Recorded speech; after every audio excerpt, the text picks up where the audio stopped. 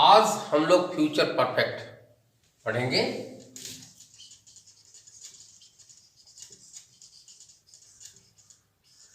Future perfect tense. Future perfect tense, future भविष्य perfect पूर्ण tense काल। इस काल के वाक्य के अंत में चुकेगा, चुकेगी, चुकोंगे या चुका होगा, चुकी होगी, चुके होंगे आदि आता है। इसमें कुछ और पहचान, इस काल में ऐसे कार्यों का वर्णन होता है जो भविष्य में किसी दिए हुए समय पर समाप्त होते हैं। फिर से सुने, इस काल में ऐसे कार्यों का वर्णन होता है अर्थात ऐसे कार्य बताए जाते हैं जो भविष्य में दिए हुए समय पर समाप्त होते हैं। इस काल के कार्यों में भविष्य में होने वाले दो कार्यों का वर्णन होता है। भविष्य में होने वाले दो कार्यों का वर्णन होता है। कहने का तात्पर्य, प्रीवियस लेक्चर में मैंने पास्ट परफेक्ट पढ़ाया था, उसमें भी कॉम्प्लेक्स सेंटेंस और सिंपल सेंटेंस था। इसमें भी आप दो प्रकार के वाक्य पढ़ेंगे, सिंपल सेंटेंस पढ़ेंगे और कॉम्प्लेक्स सेंटेंस पढ़ेंगे। जब दो कार्यों का वर्णन होगा तो कॉम्प्लेक्स सेंटेंस हो ही जाएगा। तो इस काल के वाक्य का अनुवाद करते समय या इस काल के सेंटेंस में कर्ता आई वी के साथ शैल है, आई वी के साथ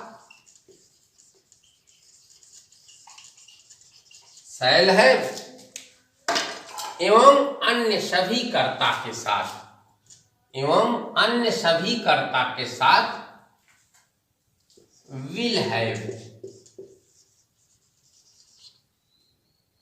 कर्ता आई वी के साथ शैल है एवं अन्य सभी कर्ता के साथ विल है तथा दोनों के साथ, चाहे शैल है भाई अथवा विल है भाई, दोनों के साथ वर्ब थर्ड फॉर्म में। वर्ब जो आएगा वो थर्ड फॉर्म में आएगा। और सिंपल सेंटेंस जो आते हैं उसमें तक आ सकता है, जैसे वह जनवरी तक इस पुस्तक को पढ़ चुकेगा। वह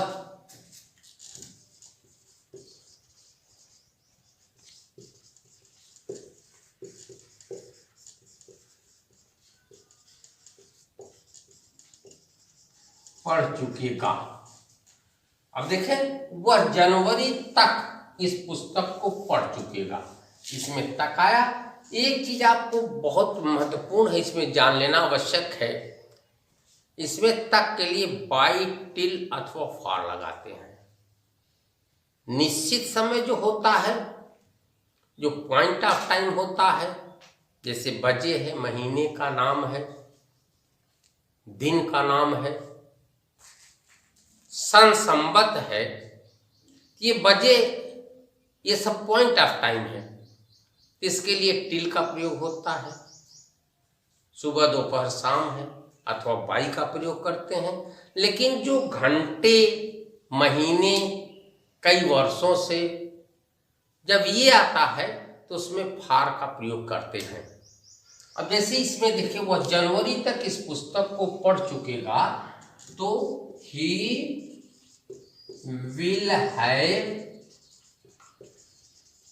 read this book by January।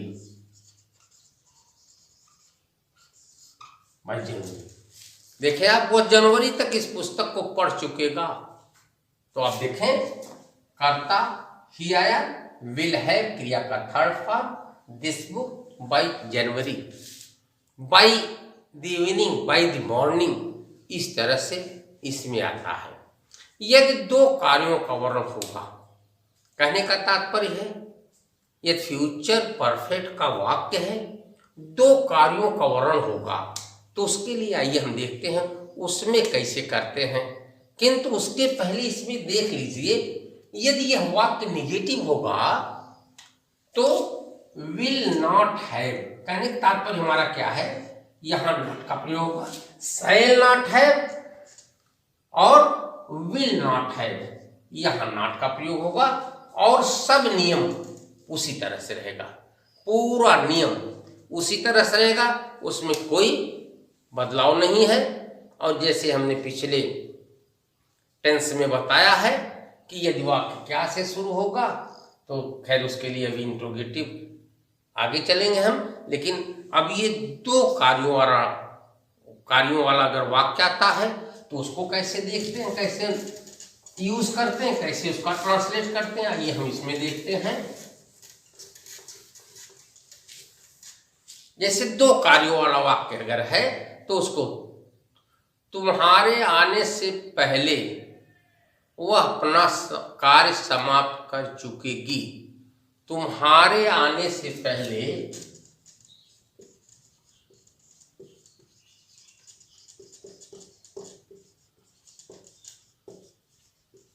वह अपना कार्य समाप्त कर चुकेगी। देखिए ये कॉम्प्लेक्स सेंटेंस है, तुम्हारे आने से पहले एक क्लास ये हुआ, वह अपना कार्य समाप्त कर चुकेगी, दूसरा क्लास ये हुआ। इसमें भी आपको जानना यह आवश्यक है,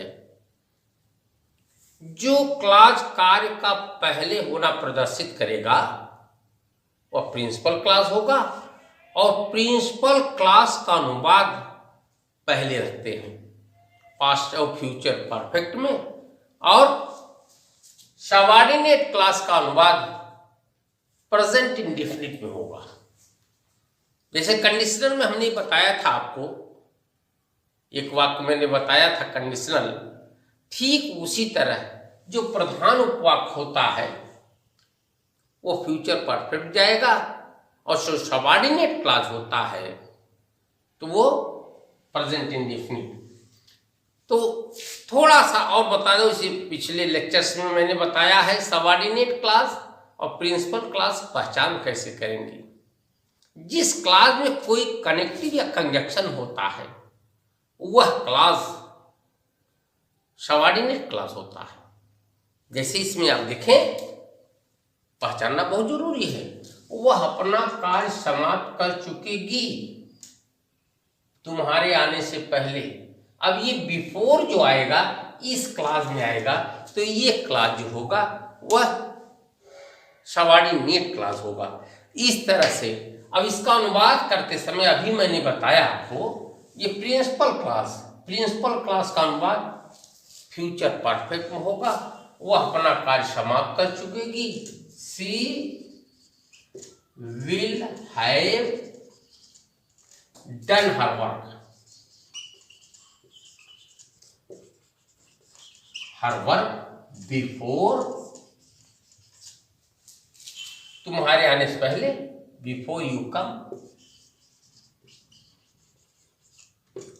ये देखें, फिर से देखें, इसको समझें, वह अपना कार्य समाप्त कर चुकेगी, यह प्रिंसिपल क्लास रहा, इसलिए इसका अनुवाद, इसका ट्रांसलेशन हमने पहले किया, और ये सबऑर्डिनेट क्लास रहा, इसका हमने बाद में किया बिफोर लगाते। अब एक चीज और इसमें आपको समझ लेना अनिवार्य है, आवश्यक है, कि इसमें बाद या पश्चात वाला वाक्य नहीं आता। यदि तक वाला अनुवाद आएगा तो उसमें अभी बताए कि बाई का प्रयोग होगा, उसको भी एक देख लेते हैं। वह 8 बजे तक अपने स्कूल पहुंच चुकेगा, वह 8 बजे तक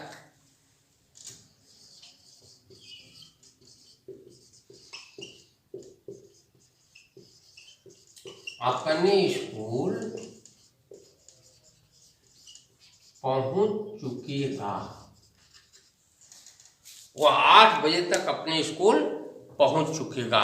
He will have reached his school. He will have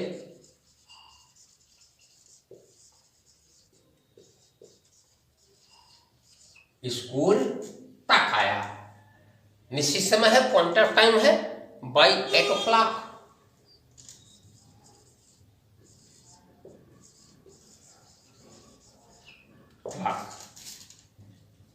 ये हुआ। दोनों में अंतर यही है कि क्लास कॉम्प्लेक्स सेंटेंस है या सिंपल सेंटेंस है।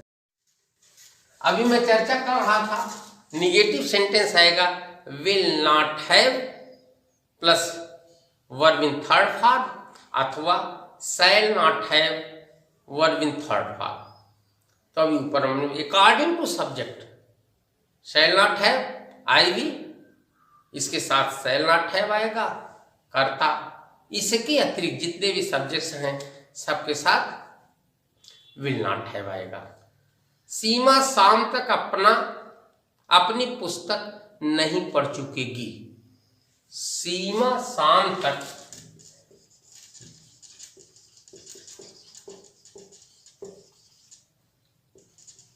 अपनी पुस्तक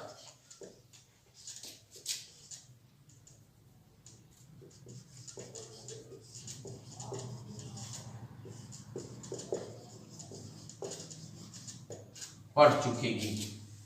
अब सीमा शाम तक आया, बाई इवनिंग का प्रयोग होगा। जैसे अभी बाई 8 o'clock था, तो इसमें क्या होगा, बाई द इवनिंग हुआ। और सीमा शाम तक, Seema will not have read her book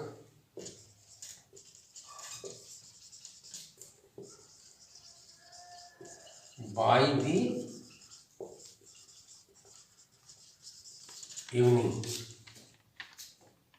यदि इसको इंट्रोगेटिव बनाना हो तो इंट्रोगेटिव बना भी सकते हैं। इसी वाक्य को हम समझ लेते हैं। यहां हमने क्या लिख दिया, S R no type sentence हो गया। ये परिवर्तन क्या होगा, ये विल अथवा शैल जो भी करता होगा उसके अनुसार जो आएगा इसको हम पहले लिख देंगे और यहाँ साइन ऑफ इंट्रोगेशन लगा देंगे। तो अगर क्या यहाँ आ गया, क्या सीमा शाम तक अपनी पुस्तक नहीं पढ़ चुकेगी।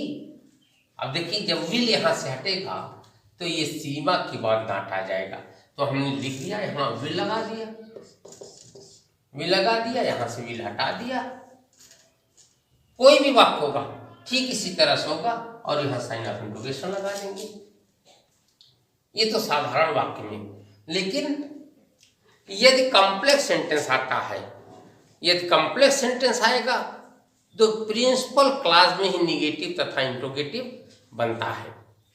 एग्जाम्पल है, मेरे स्टेशन पहुंचने से पहले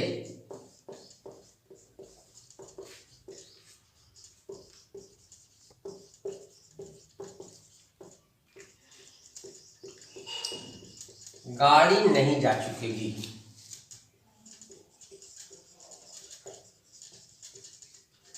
देखें इसमें,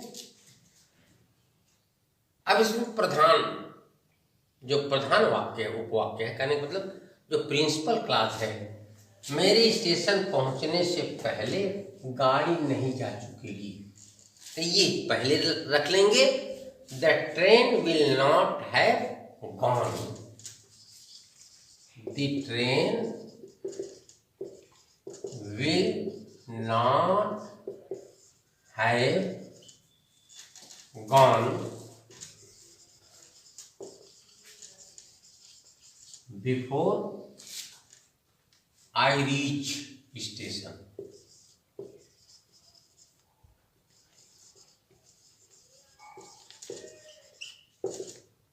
देखिए यहां क्या हुआ, मेरे स्टेशन पहुंचने से पहले गाड़ी नहीं जा चुकेगी।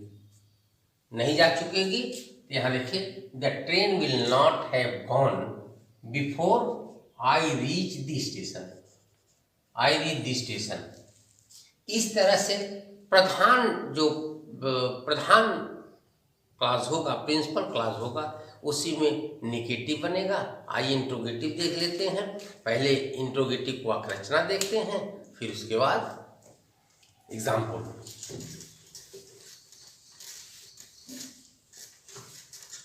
देखें वाक्य रचना है। First of all question word plus auxiliary will और shall plus subject plus negative है तो नॉट प्लस है plus verb in third form plus object plus other word plus before plus subordinate clause present indefinite.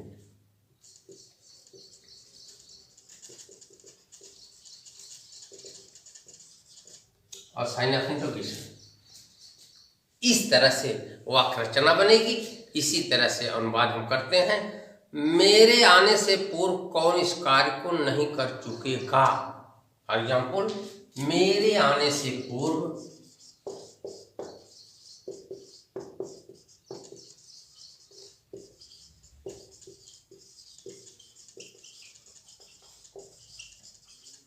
नहीं कर चुकेगा।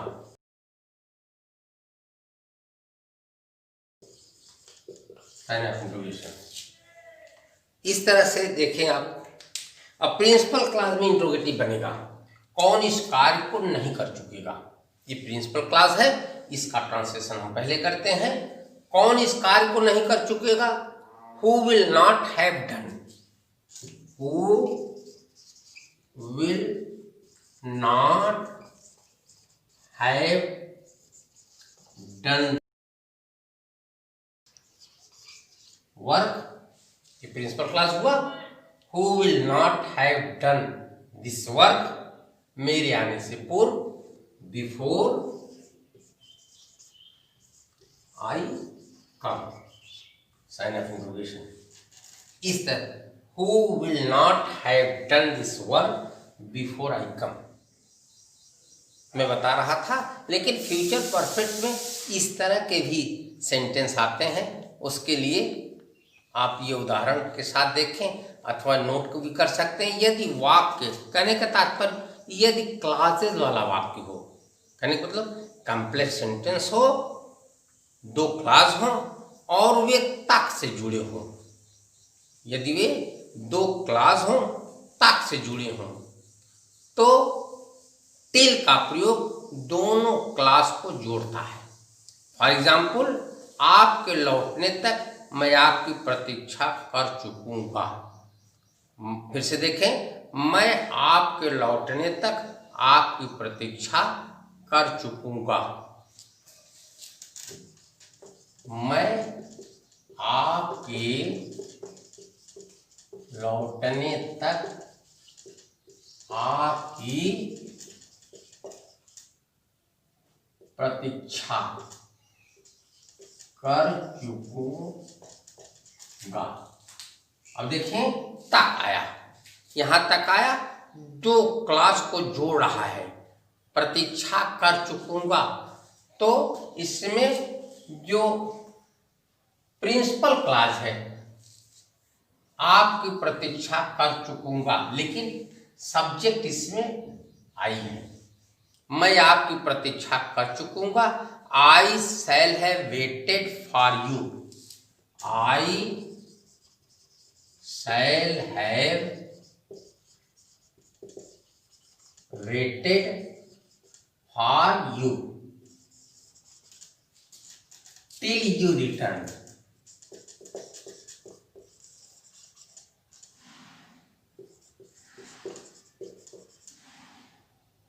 यहां देखें, ये principal class बना और फॉर यू ऑब्जेक्ट है, टिल यू रिटर्न ये सबऑर्डिनेट क्लास हुआ, तो टिल लगा।